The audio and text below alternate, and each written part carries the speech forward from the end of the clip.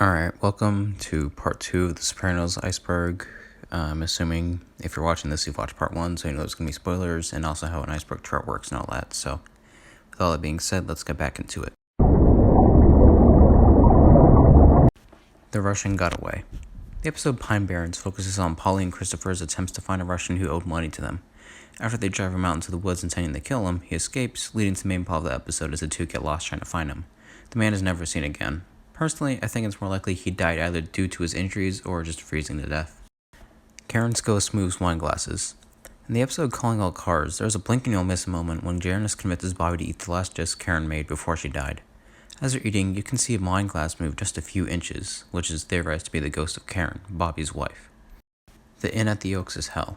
In the final episode of Tony's coma arc, Tony nearly enters the Inn at the Oaks, in which a man who looks like his cousin he killed, Tony's bee, is outside, saying everyone is waiting. Tony ends up waking up from his coma at this moment. It is theorized that the inn represented hell, as if Tony entered the place in this coma, he most likely would have died in real life. Tony was killed by his own crew.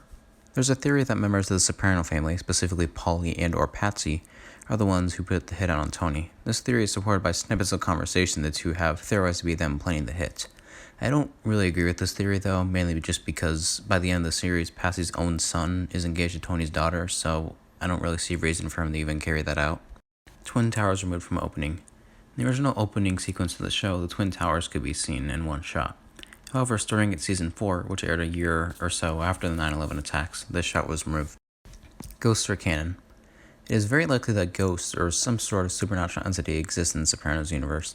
This is supported by moments such as the moving wine glass, Polly's seance, and the cat in the finale. Big Pussy Operation. In Season 3, Episode 2, Tony opens a cabinet and Big Pussy can be seen in the mirror. When the shot changes, he's gone. Considering how Season 2 ended with his death, this is likely showing Tony's guilt for killing him. Lilyhammer is Silvio's coma dream. Lilyhammer is a Netflix original crime comedy drama in which Steven Van Zandt plays a mobster who testifies for the FBI and moves out to Norway. This entry is just theorizing that this is what Silvio sees in his coma, but it really seems far-fetched. 3 o'clock symbolism. In the episode From Where to Eternity, Christopher has a near-death experience in which he sees a vision of hell. He gives Tony and Polly a message from Mikey Palmies, only saying 3 o'clock. People have theorized for years on what this means. One idea that I like is Chris getting the final laugh by having his wake scheduled at the same time as Polly's mother, knowing more people would go to his if they're both at the same time in the same church. Cast members threatened by real mobsters. I haven't been able to find anything on this specific statement, but I found that real-life mobsters thought the show was very accurate to how they are, so that's something, I guess. The oh shit guy was connected. The oh shit guy is this dude. Oh shit! However, this honestly seems like a random entry. While this dude has somewhat become a fan favorite character, saying he's connected just seems random. He's obviously just throwing in a reactionary shot for what has happened to Phil. Ralphie was framed. Well, I'm assuming this is saying that Ralphie was framed for the death of Pyomai, which makes sense since the fire at the stables was ruled to be accidental. But despite this, it still kind of shows something about why Tony really even killed him, but we'll get into that later. There is no mafia. Those are the first 2 lines said by Tony in the episode College, after Meadow asks us if he's in the mafia. This is at a point in the show where Tony's not wanting his kids to even know that he's in the mafia, though it seems that as time goes on, they kind of figure things out for themselves, and at that point, they can't really stop them. Use stairs.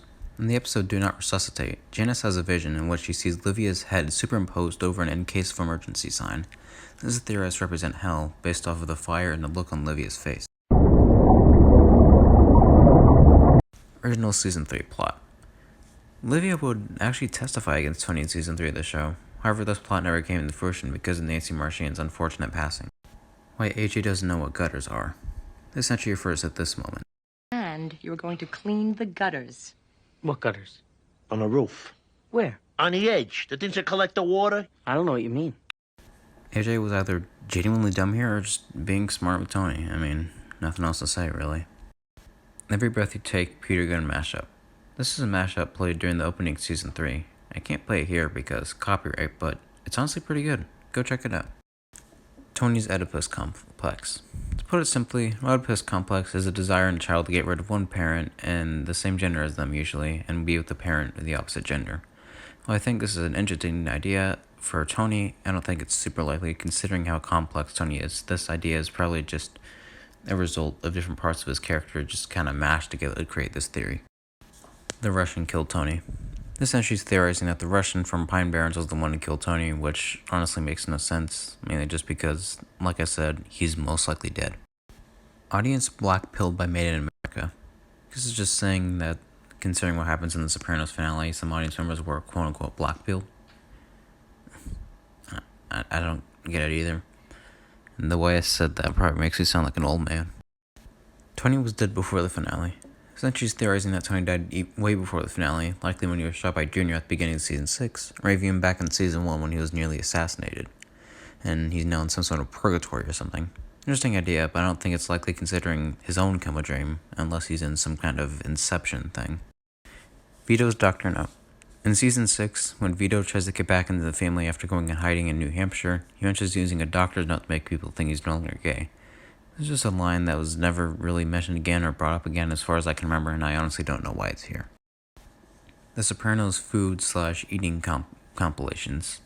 There are compilations of YouTube of Sopranos characters eating and just about the food in the show. Pretty self-explanatory. Mafia rat involved in making the series. Vincent Palmero was a mobster who was in the de facto boss of the Cavalcanti crime family before becoming an informant.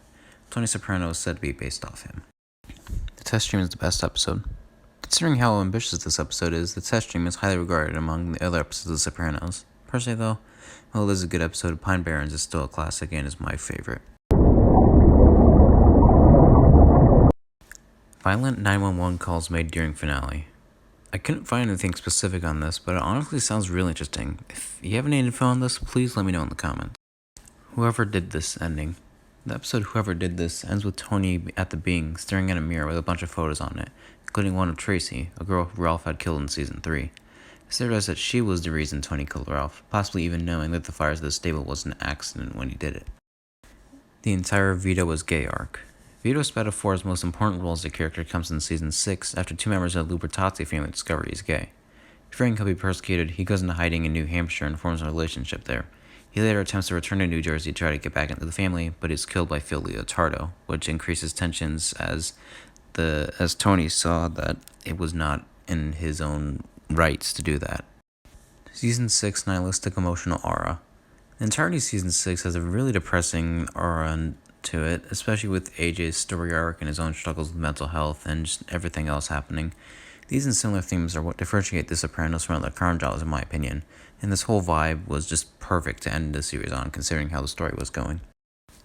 Vito Doppelgangers. I'm assuming this is related to a scene in Season 1 in which the actor who plays Vito, Joseph Ganascoli, plays a random one-time side character named Gino at a bakery a whole season before Vito was introduced.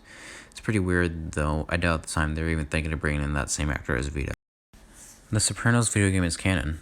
That bad Sopranos video game from 2006 is technically canon, as the script was overseen and approved by David Chase himself. However, we never see Joey LaRocca, the player character in the show, so David Chase is a hack. Christopher remembers being Spider from Goodfellas. 9 years before doing The Sopranos, Michael Imperio played Spider, mobster in Goodfellas who was gunned down by Tommy.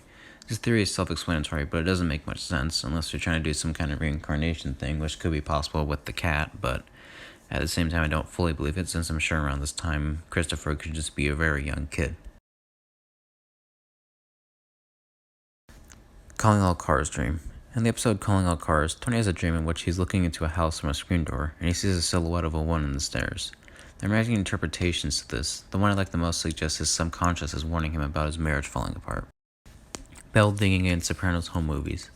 Many people have noticed a parallel to a scene in the beginning of Season 6B in the finale. In the season premiere, Tony's on his boat and he hears a bell dinging.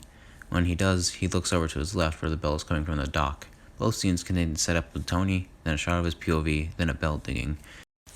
While I couldn't find anything about a pilot with Ray Liotta, it should be noted he will be starring in the Sopranos prequel film Many Saints in Newark coming later this fall. HBO censored the real ending. I couldn't find anything about this, but similar to the 911 calls, it sounds really interesting. Let me know if you have any info. Satriel's cannibalism. In Season 2, Richie April's body is cut up and disposed of by Christopher Inferior at Satriel's pork store. This has led to the theory that Satriel has unknowingly served human meat due to the possibility that the crew have chopped up even more bodies there. Happy Birthday scene from In Camelot. There's a scene in the episode In Camelot in which Fran, who was Johnny Boy's former lover, sings Happy Birthday, Mr. President to Tony. Many commented how unsettled the scene made them feel, and honestly, I kind of agree. I guess that's two critically acclaimed crime dramas to have uncomfortable scenes with that song. Lincoln Log Sandwich's suicide tree. I genuinely have no clue what this means, and it sounds like nonsense. Polly's Virgin Mary sighting. This entry refers to this moment.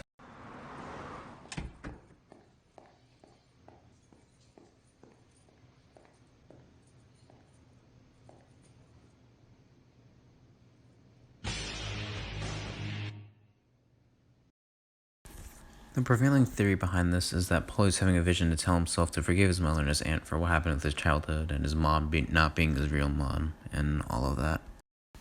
Phil turns into a house. This is an inside joke among Sopranos fans from a clip where Phil yells at Tony and little Carmine from inside his house. You can't see Phil at all, so people like to joke that he turned into the house. The heat death of the universe occurs at the end. This honestly makes no sense, but I guess that cut to black could mean anything, so yeah. And that was the Sopranos Iceberg chart. To tell you the truth, I wasn't a huge fan of it. I wanted to cover an iceberg chart, and I was a fan of the Sopranos, so I mean, it still am, but I wanted to pick this because it seemed interesting, because there's a lot of theories and stuff like that to go over with the show, but a lot of this stuff just kind of seemed random or made up. A couple entries towards the end I didn't even cover, since it's just stuff that we had already seen and talked about. With some of that stuff I couldn't really cover. Just if you have any info, let me know down in the comments, because some of that sounds really interesting, like the 911 calls. As you can tell, this part is unscripted, so yeah. Alright, I'm going to end the video here. Thanks for watching.